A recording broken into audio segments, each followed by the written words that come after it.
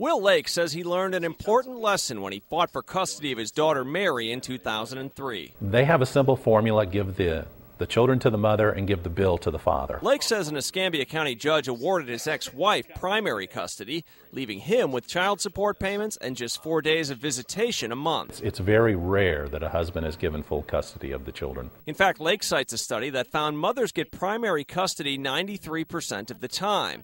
But he's fighting back, starting a local group called Fighting Fathers of District 1, referring to the First Judicial Circuit. If you think my case is something special, this happens all the time to fathers. The court looks at, prior to the filing of the divorce, who was the primary person to take care of the child.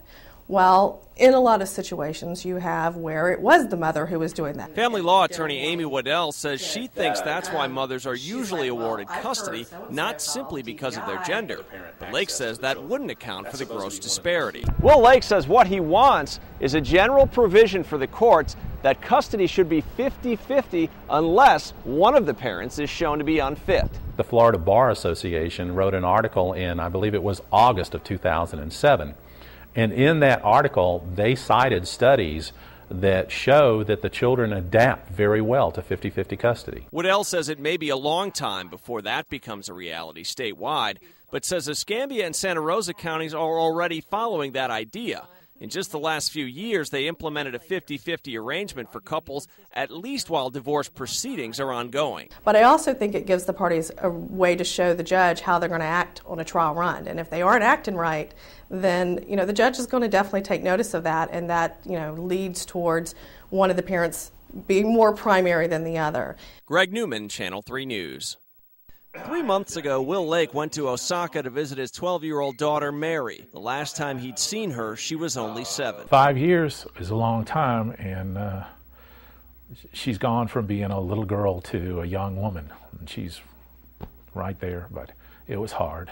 Will would have loved nothing more than to bring Mary back to the U.S. with him, and despite the fact that his wife violated Florida law by removing Mary from the U.S., Will's finding that the U.S. hasn't been able to do very much to pressure the Japanese government into turning her over. This is a G7 nation that has never given back one child since 1951. That's why Will made an appearance at this news conference in Washington, D.C. 2 weeks ago.